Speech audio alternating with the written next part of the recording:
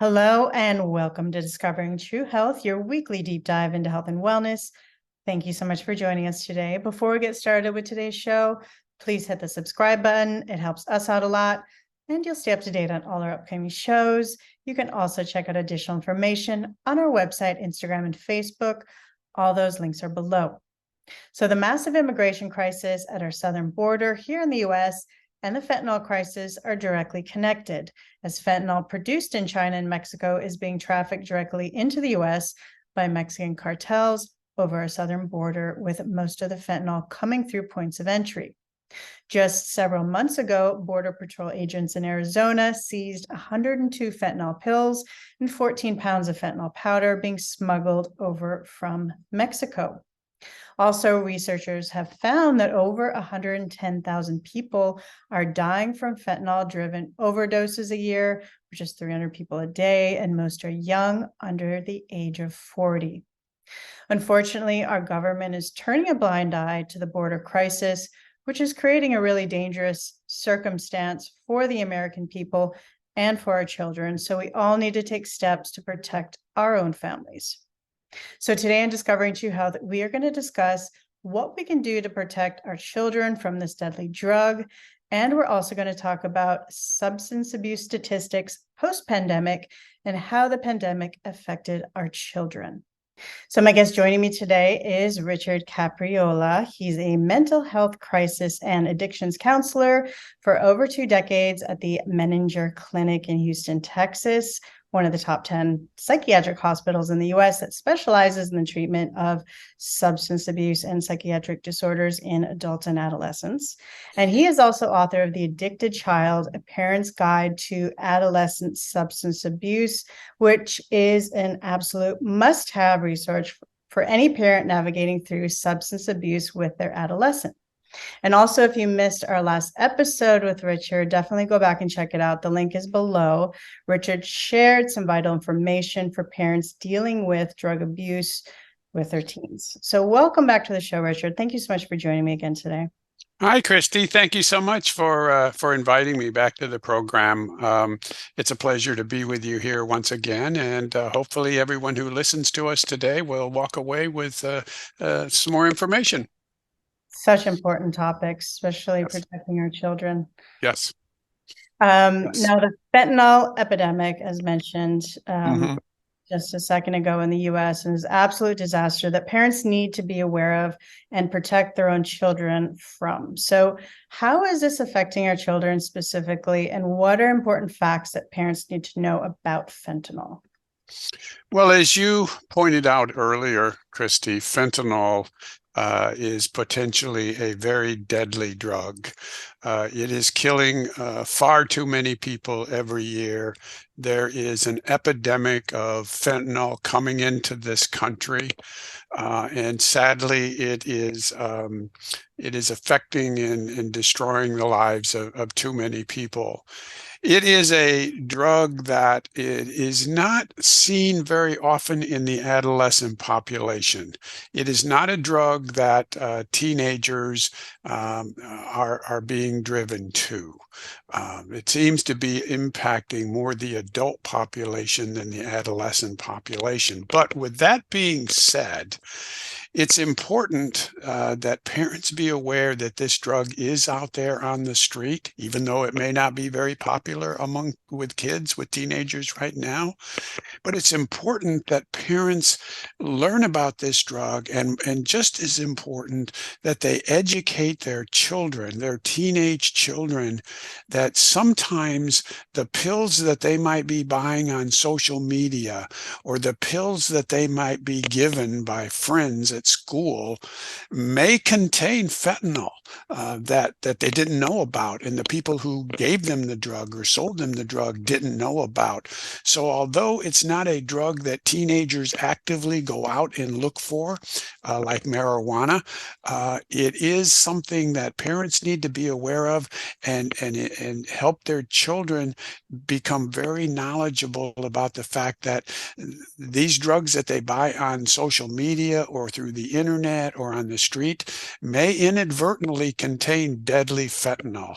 And that's just another reason for them to avoid buying any of these drugs.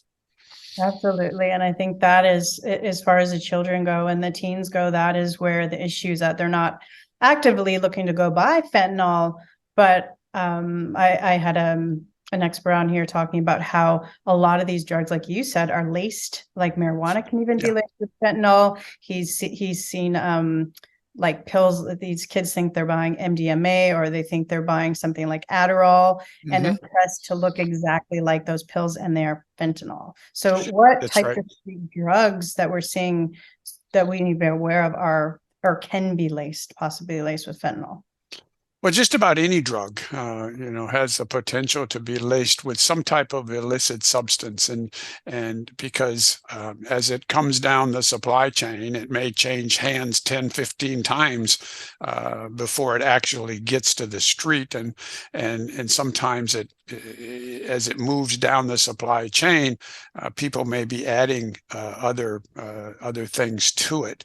So the danger in buying any drug off the street or through the internet runs a very high risk that you may not be getting what you think you're paying for, and it may be laced with a substance like fentanyl or maybe some other substance. You may be thinking you're buying marijuana, or you might be buying ecstasy or some other drug, but in fact it may be laced with something far more dangerous. So parents need to educate their children that these drugs that they're buying off the street or off the internet could potentially be containing some deadly substances that they're unaware of.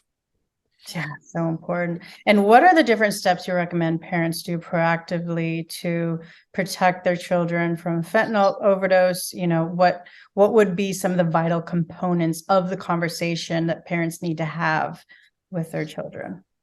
Well, I think it begins with parents just educating themselves, first of all, because most parents are aware of marijuana, and they're aware of alcohol, and maybe a few other drugs that are on the street. But many of the drugs that are on the street, parents are not aware of, and fentanyl may very well be one of them that they've heard very little about. And there may be other things like hallucinogens and LSDs and some of these other drugs that are on the street that parents maybe have never heard anything about. So the first thing parents should do is just become educated on what's out there. And a good place to start is by reading my book. It's only about 100 pages, but it does go through the different drugs that are out there on the street and gives parents a basic understanding of what's out there. They don't need to become experts in it. They just need to become aware of what some of these drugs are that are out there. So first step is to basically learn what's out there. And then second step is to learn a little bit about the importance of protecting the adolescent brain. And I have a chapter in my book that talks about that. But parents need to understand that their child's brain is in the process of maturing and developing. Our brains don't become fully developed until around age 24 or 25. So parents need to know that it's important that they do everything they can to protect their child's developing adolescent brain. And one of the most important things they can do is educate their child about the dangers that drugs present to their brain. Yes. And several months ago, I thought this was interesting. We did a show with Dr. Volpicelli. He's an addiction expert. And we talked about the fentanyl crisis. And he mentioned a drug called naloxone, which can actually reverse an overdose from opioids, including heroin, fentanyl, prescription opioids, when given in time. And it actually comes in a nasal spray. And a lot of times it's actually over the counter. You can go to your drugstore and buy it. We can't always stop our children from experimenting. We can educate them, and now, as you said, street drugs, including marijuana and pills, are being, laced with fentanyl to resemble other drugs, and that could be extremely dangerous. So this sounds like it could be important, kind of part of the equation for parents to possibly have their children carry just in case, or have on hand just in case. What are your thoughts on this drug and this strategy? Well, I don't want to alarm parents, but that's a very effective drug that is used to treat potentially deadly overdoses. It's usually carried by most paramedics, in ambulances and first responders. I'm not sure that the parents, unless they have some education on the drug, should be using it. But know that it is available, and if a person is in a life-threatening situation, you call 911. The paramedics show up, and they have a range of drugs that they can use to help prevent a person from dying from an overdose, and that's one of the drugs that they commonly use. Right. Now, the pandemic has been very detrimental to our children, and new data has come out on teen substance abuse that's recently, quite interesting, I thought, when I reviewed it. So what does the data show on teen substance abuse over the last couple of years and how the pandemic impacted that? Well, prior to the pandemic, I think the most alarming thing that we saw was a dramatic increase in adolescents turning to vaping nicotine and marijuana. And for those parents, vaping is basically using an instrument to take a drug like marijuana or nicotine, use what's called a vaping pen. Looks like a pin, and it turns the substance into a vapor that they inhale. It's called vaping. Well, for about 3 years prior to the pandemic, adolescent vaping was increasing at dramatic rates. I mean, it was just skyrocketing. And then the pandemic came along, and what happened? Well, kids were pulled away from school, many of them doing at-home online type of learning, pulled away from sports and extracurricular activities, pulled away from their peers, and pretty much like many adults, isolating at home. So we saw a dramatic decrease in adolescent substance abuse during that pandemic year.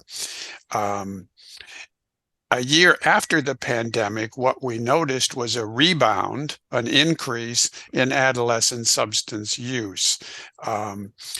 Not to the levels before the pandemic, but nevertheless an increase. So the pandemic it forced the largest 1-year decline in marijuana use that we'd seen in over 48 years. The pandemic also forced a decline in alcohol drinking among adolescents. A year after the pandemic, we saw a slight rebound in drug use, but a rather significant increase in alcohol use. It's almost as if the pandemic forced down alcohol use, but it rebounded fairly quickly a year later, and teenagers turned to drinking a lot of alcohol. So many of these drugs that were reduced during the pandemic year have shown some slight increases. That includes things like inhalants and hallucinogens, even cocaine, heroin, Vicodin. They all showed slight increases in 2022. The surprising thing, though, is that the prescribed use of ADHD medications, attention deficit disorder medications, rose significantly in 2022. It increased significantly in 2022. And we think that part of that might be due to stress, but also a big part of it is that it's possible that when teens were sheltered at home during the pandemic, their parents became more aware of their child's attention issues and sought out medical treatment for their children. And that resulted in the increase in kids being prescribed these ADHD medications. So we saw a big increase in the ADHD prescribed medications, and that might be one of the reasons why parents became more aware of the attention deficit that was going on with their children during the pandemic year when they were spending more time at home. Interesting. Yeah, I guess that would make sense because if they're not at school, they're not with their friends, they're with their parents 24/7, they're not going to have the opportunity to go to these parties and drink and experiment with drugs. So it's interesting that kind of forced those numbers to drop. And just for parents that aren't aware, do you have any information on what the detrimental effects of vaping is on teens? Well, we do know that all of these drugs, no matter what they are, these illicit drugs have the potential of damaging the developing adolescent brain. And an example that I can share with you is that when I was working at Menninger Clinic, I worked with a lot of teenagers who were smoking a lot of marijuana, sometimes daily or multiple times a day. And the psychological tests that came back on these kids showed that the processing speed of their brain was below average, their short-term memory was impaired, and their motivation was very low. Now, some of these things, like the processing speed of the brain and short-term memory deficits, may not be noticeable by parents. It really takes some psychological testing, detailed, sophisticated type testing to bring these out. But these are just indicators, examples of some of the changes that these drugs can do within the adolescent brain. And so, as I said, the brain needs to be protected, um, and parents just need to be aware that these drugs interact with the brain. Now, vaping, it does the same thing. It's obviously going to interact with the brain, but it also has the potential of causing respiratory problems, just like smoking can do. Um, and when kids are vaping nicotine, teenagers switch from smoking cigarettes, which is at an all-time low, to getting their nicotine through vaping. The problem with that, or an issue with that, is that in vaping nicotine, they're getting higher concentrations of nicotine than they would be getting if they were smoking cigarettes or cigars. They're getting concentrated, heavy amounts of nicotine through the vaping process.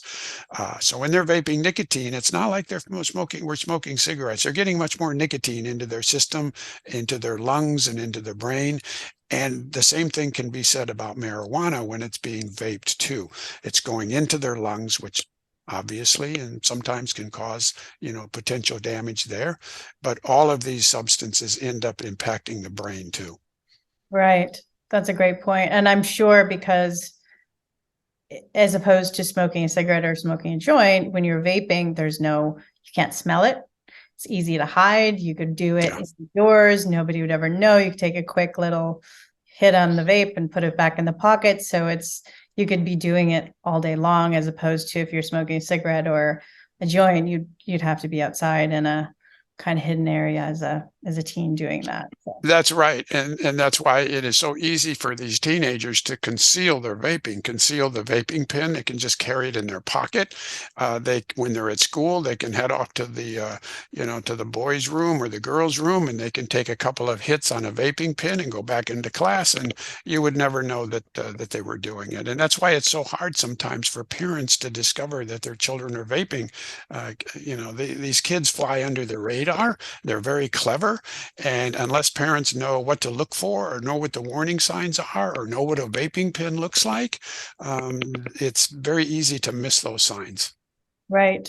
Now, you said the ADHD medication went up. Are there any studies or research around detrimental effects of that, since we're suddenly having this big influx of children on HDA medication?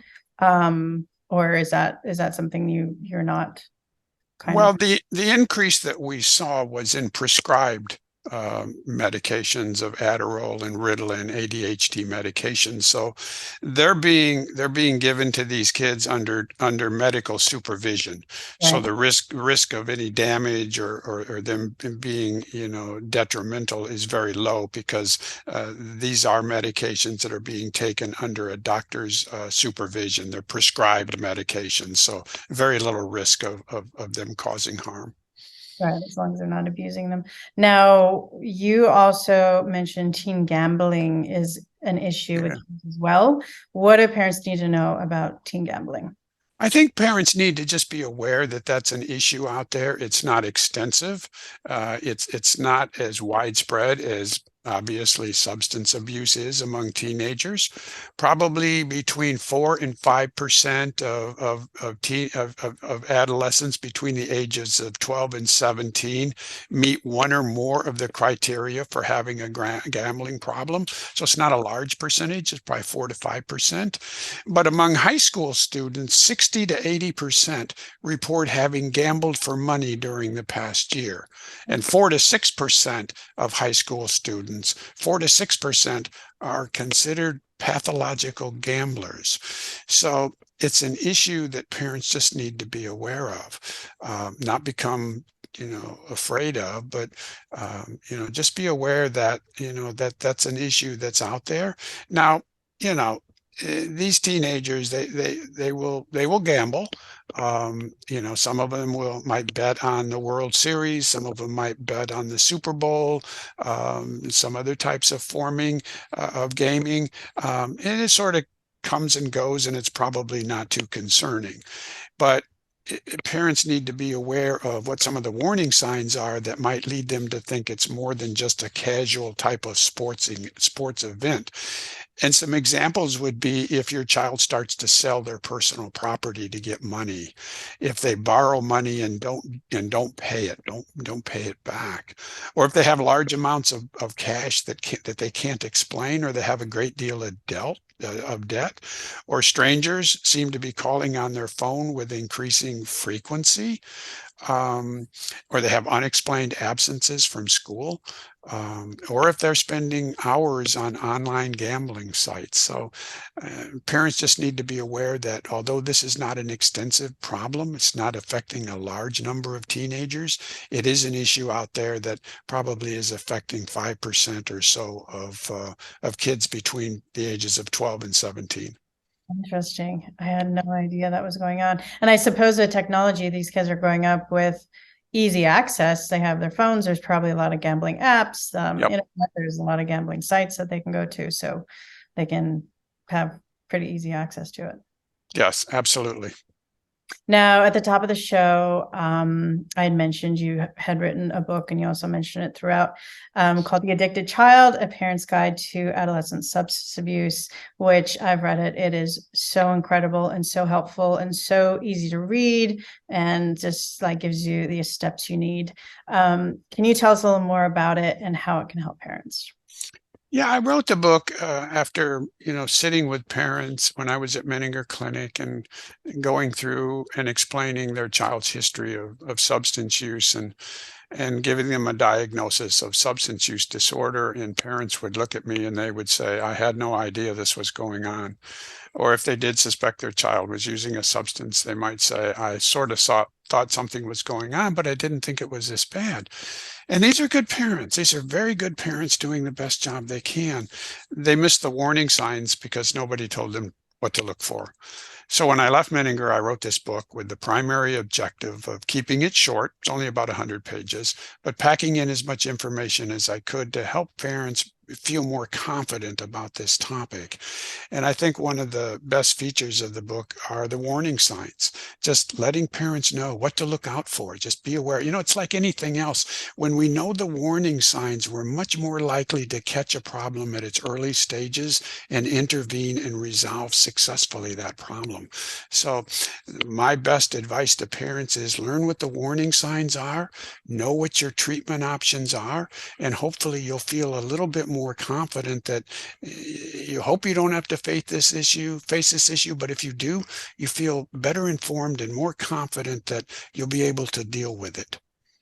Absolutely. Yeah, it's such an easy read. And I also loved how you discuss how to, next steps to take and how to talk to your child, because I think that's so important too, that parents, sometimes it may seem counterintuitive the way you deal with addiction and drug abuse with teens. And your book really was helpful from, everything I read with that as well.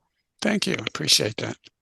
Now, do you have any other great resources that you have, or resources you recommend that we can all check out around teen substance abuse? Yes, and there's a chapter in the book that lists a number of resources that I think might be helpful to parents, as well as treatment options and how to recognize treatment programs and where to turn for help, and the warning signs on eating disorders and self-injury, because sometimes they can accompany a child using a substance.